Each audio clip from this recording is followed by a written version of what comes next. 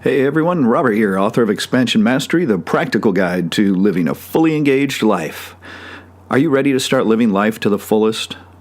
Are you ready and willing to transform yourself and your life from ordinary to extraordinary? Welcome, my friends, to the Fully Engaged Life.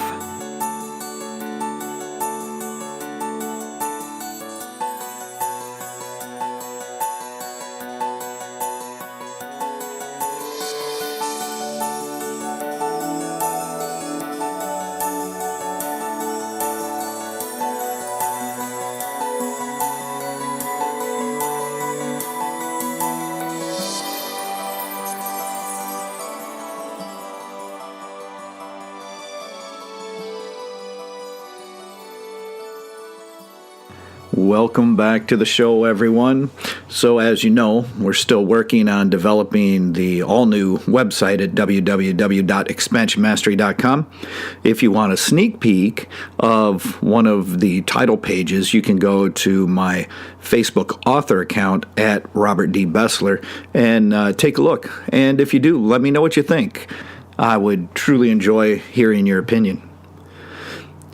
You know, whether you're a beginner who's just stepping foot on the spiritual path, or you're an advanced practitioner who's got a few spiritual miles under their belt, we are all continuing to work on ourselves and attain the best version of ourselves possible, while at the same time developing the ability to live the best life we can achieve in this lifetime. Pretty worthy goals, don't you think? Now is the time. If not now, when? Now, the time is now. If, for no other reason, there is no other moment than the now. Right now is when we want to take a look at ourselves. We want to reflect on ourselves, and we have to start with ourselves first. And after that, we can allow a broader scope of vision in order to look on our life. So the challenge for this comes down to this. The ego continues to inflate to unsustainable levels. Even though we're still in this point of the consciousness shift, there's this counterforce of the ego growing, and it is aided by the information age. So as this continues to happen, and don't take my word for it, just look around, right? It's beyond evident. But unfortunately, as this continues to happen, as the ego continues to grow, it grows much more fragile. And nowhere else is this more apparent right now than in the United States. Yes, it's happening all over the world, but not to the degree of the United States. If you step outside of the United States, you can start to see that. And it's an unfortunate circumstance that we're faced with. So right now here in the States, we have an incredible challenge before us, and that is to work on allowing the ego to be dissolved, to fade away, and to develop ourselves with this sense of freedom and connection to who and what we truly are. So I'm offering this practice today as a way to help counter the things that are in our lives that are causing the ego to continue to inflate. And it's an important practice. Even if you think you've progressed beyond this point in your spiritual journey, it's always a great idea to double check and make sure that we aren't backsliding. And if we are, if circumstances in our life have caused that to start to happen, then we can catch it early, start to work with it. Right? A lot of people think that as soon as we engage the ego and it dissolves, that it's lost and gone forever. And at some point, that may be the case. But along the way, when we are not thinking, when we are not engaging the active mind, the ego is gone, but it will come back as soon as we start thinking and feeling certain things. And it allows that, it kind of opens a gate for that to come back through. And this sort of practice is also great if we just want to tweak our lives. Maybe we did something like this. We worked on ourselves. We worked on our life. We created a great life. But now we feel it shifting again. It's starting to go in a different direction. So this just gives us a chance to refocus ourselves and make sure that we are where we want to be. And if not, we can seek out those things that we desire to change in ourselves and in our life. And if I had to point at a core practice that leads us to living a fully engaged life, I would point to this. Okay, so here we go. Very simple. I highly recommend having a spiritual journal, but if you just want to write it down on a pad of paper or whatever, do whatever fits you in your situation. The first thing you're going to do is you're going to pull out that pen and paper. And yes, we need the pen and paper. Don't type this out. We need it to come from our mind through our body out onto the paper. And that really doesn't happen when we have the technological interference of a computer. Okay, so the written word is a very important part of communication, not only with others, but with ourselves.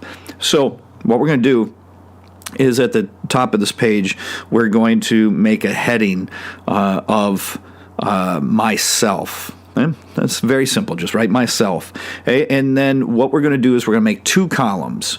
In the first column, what you're going to do is you're going to seek out some of the things about yourself that you could be better at, right? Some of the things about yourself, perhaps you have a habit that you don't like. Perhaps there's something about your personality that you feel you need to change to be a better person.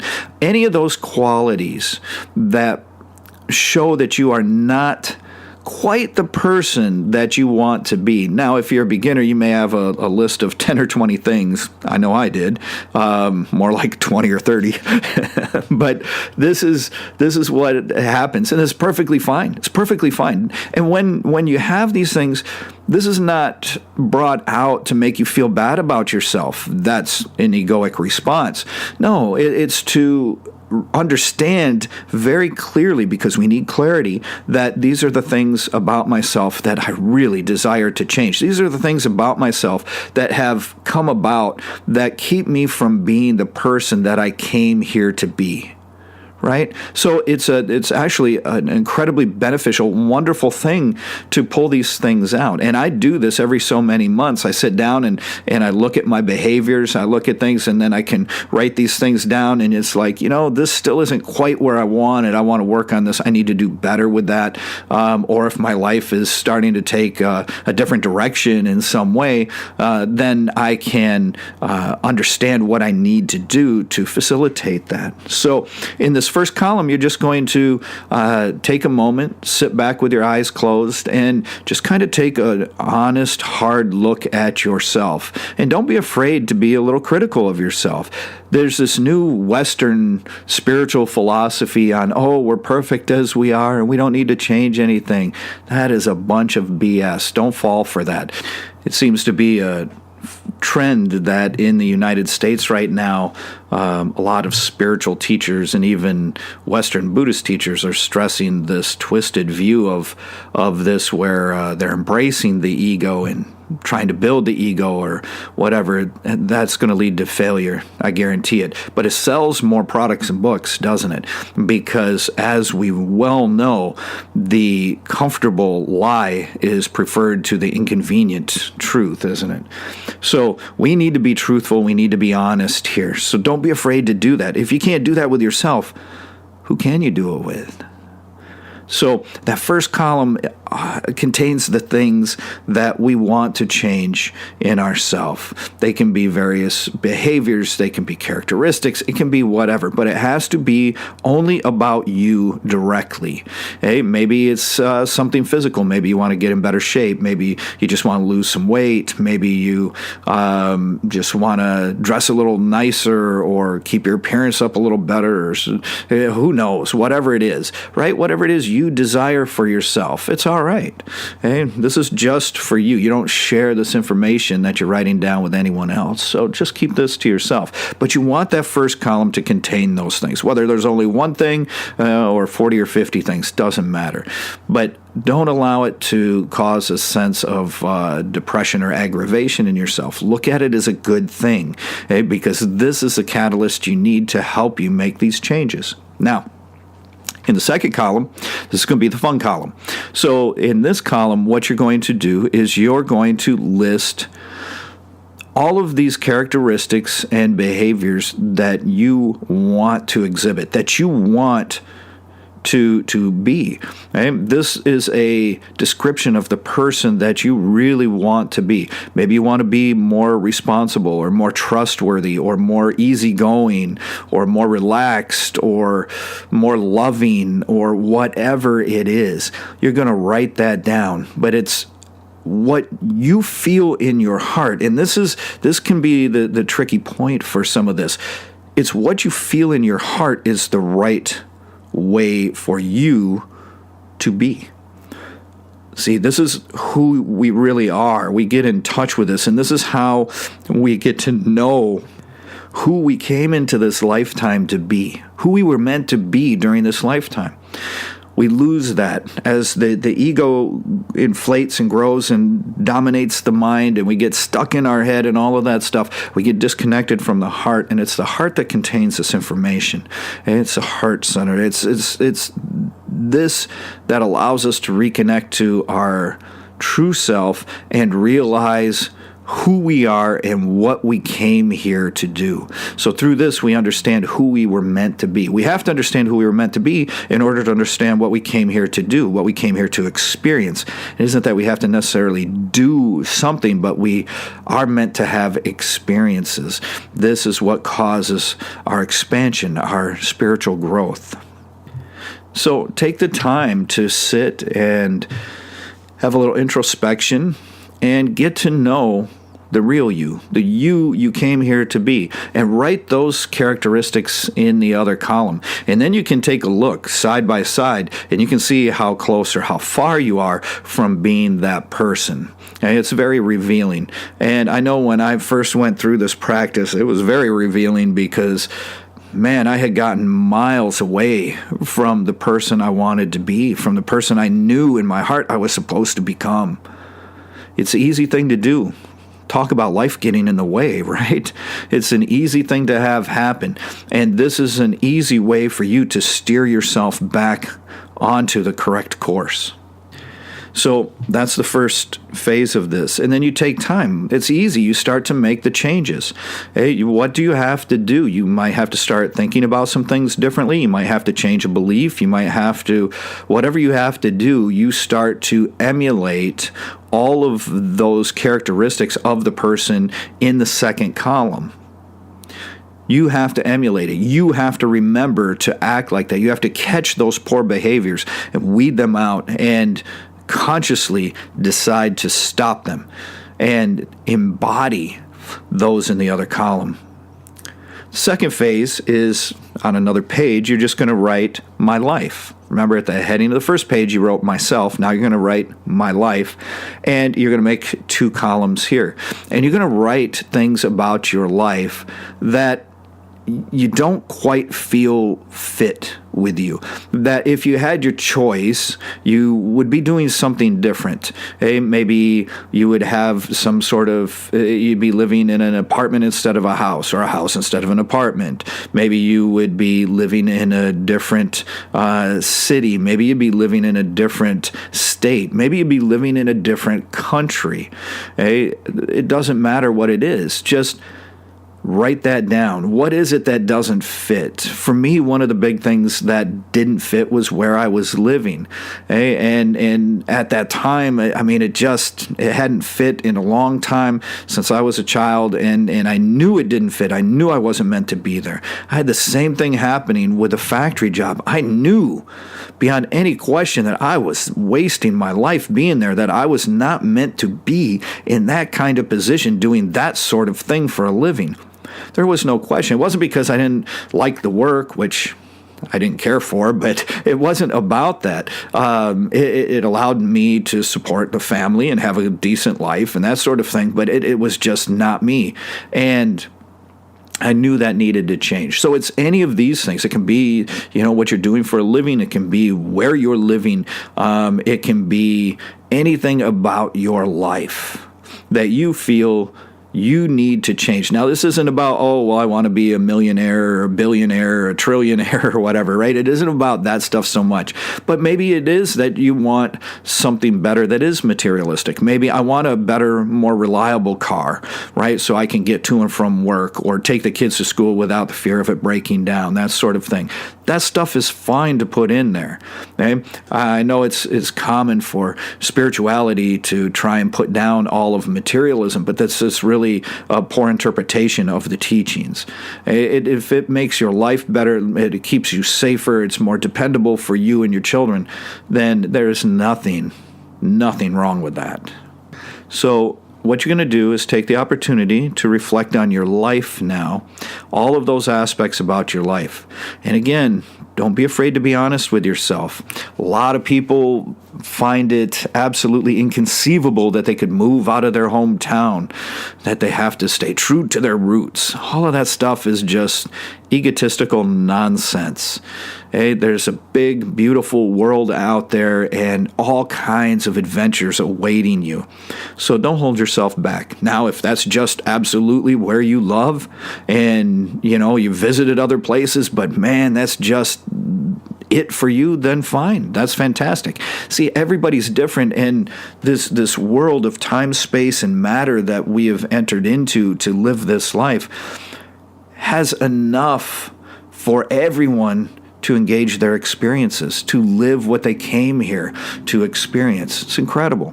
So to each their own, right? Whatever it is that works for you. I'll share some examples from my life so it gives you an idea of what to draw from. But that doesn't mean you have to copy it or my way is the right way. For me, it was the right way. For you, it may be as well. For you, it may not be. It may be something else. That's fine. So don't get confused on that point.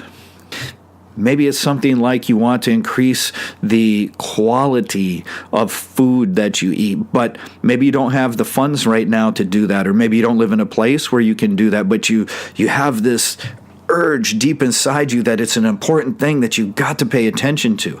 If that's the case, it probably is a very important thing you better pay attention to. And, you can do things in your life. You can start to set things in motion. Well, I'm going to start to make a little more money. I'm going to do this to bring in more money so I can shop at a better quality grocery store where I can get things. Or I can shop at the farmers markets. Or I'll live somewhere where they have, fresh produce year round or whatever it is. See what I'm saying? You can find these things that you would just love to be experiencing in your life that would make it so that you love who you see in the mirror every morning and then the life that you see unfolding before you every morning. That's an incredible way to live, and this is the idea of living a fully engaged life. All right, so the first column with this one is all of those things in your life that don't match up to the life that you desire and deserve. After all, if you're not living the life you desire and deserve, you're not living a fully engaged life, are you? All right, so now the second column, the fun column again, right? So with this one, what we're going to do is we're going to list all of the things of the life that we do desire and that we know we deserve. This is a life we came here to experience. What kind of adventure were you here to experience? We might take a little more introspection on this. And again, it isn't just, I don't want to have any worries. I don't want to have any. Life has ups and downs, and that's how it's going to be for anybody, even the most spiritually awakened people. But it's how we handle these things. But in order to live a fully engaged life, we want to start to set in motion a life that's more fitting for us. A life that we would be thrilled every single day to get up and experience. What do we need to bring that about? What would that look like? And you're going to write all of those things down in that second column. And then once again, you're going to compare the columns. How close or how far are you from living that life? Maybe you're not so far. Maybe there's just a couple things you want to tweak, and maybe this gives you the clarity to know exactly what to tweak and realize, I didn't even realize that it was that sort of thing was going in that direction, but that's not really where I want it to go. So I can change that before it gets out of hand. Or maybe there's just everything going on that I know I need to change. It's up to you and your unique experience. And again, the key to success with this is being honest with yourself. But this is a very easy practice, right? Very simple. Just a couple pages, make a couple columns on each page. There you go. Then take a look at the person you are now. Take a look at the person you desire to be. Take a look at the life you're currently living, and take a look at the life you desire to live. Now, these things aren't about beliefs. They're about what you feel is true in your heart. Okay, so while we're going to reflect on these things and engage the thinking mind a little bit, if you're experienced enough, it's good to turn off the mind as well and just feel. Even if you can just silence the mind as you do this, you'll start to hear the whisper of your true self, your higher self, as opposed to your yelling at you and speaking over that whisper. But what I have found in most cases, and this is what I experienced as well, that the reason most people become someone else and live a life that they weren't meant to live is because they lack the clarity for those things. So this helps us get a little clarity on that. It helps us understand and evaluate ourselves. And it's a good practice. Whether you're beginner or advanced on the path, it doesn't matter. It's always good to take a moment and evaluate ourselves and our life and make sure that things are the way they are supposed to be, the way we understand in our heart they were meant to be. And if not, then we can gauge our practices accordingly. And for more details about this sort of life-changing practice, I would encourage you to check out my newly revised and expanded ebook, Reinventing Yourself Through Realignment. People have used the original version of this book to make major life changes in order to live the life that they desire as the person they knew in their heart they were meant to be. This even better version of the ebook, the new revised and expanded edition, will be available only at the all-new www.expansionmastery.com, which will be launching soon. So if you engage this practice, you find it valuable, you like it, I've got the expanded version of this whole practice that offers a step-by-step guide through this process and empowers you in ways you can't even imagine. And if you attained the original version, which I was giving away for free, if you attained that version, this version is going to end up having about 20 extra pages of material. I've updated everything. It's fantastic. I encourage you to get the new edition as well. And the thing is you can do this. Right? It may be a little rough at first when you point out all of those traits that you don't like about yourself because it threatens the ego, right? The ego has taken great care to create that identity for you, and then you start to point out flaws in it. And what that means is you're going to have to leave your comfort zone in order to make those changes, which again threatens the ego because it went through great pains to create that comfort zone for you, right? But see how it's just all illusory. It's just all internal delusion. That is not serving our greater good. So even if it's a little rough at first, that's okay. But don't get down on yourself, and this is not a difficult thing, all right? Look at it as a good thing. You're bringing those things out. You're bringing them to the forefront so you can confront them, so you can say, okay, yep, that's it. I would be so much happier with myself. I would be able to love myself so much more if I was not having these kind of behaviors, if I was this person in this column. It just gives you some clear insight, and you can use that as motivation. All right? If I can do it, if others are doing it, what's stopping you? Not a single thing. Not a single thing. I believe in you. I know you can do this. I hope you find this practice helpful. I hope you're still engaging the other practices that I started presenting in January, right? You should have 4 practices that you should be working on. So hopefully you're still engaging those and they're benefiting you as well. Remember, consistency is one of the most important keys to success in spiritual practices.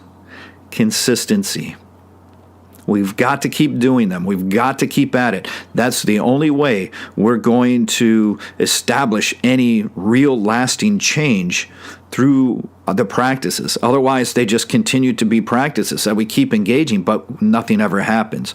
If you engage them consistently in their authentic practices, you will undergo the transformations that make for real lasting change. And that change can be in yourself, and that change can also be in your life. It's time for you to start living a fully engaged life. If not now, when? Please make sure to support me on social media, Facebook, Twitter, YouTube, all of that. Go to those things. Hit the likes, leave some positive comments, subscribe, do all the stuff you're supposed to do on those things. Most importantly, share these podcasts. Get them out. Share them with people in your life. And let's keep authentic spirituality out there so that people can access it. Until next time, my friends, I wish you the very best in your practices and your life. Remember, you can do this. Take care.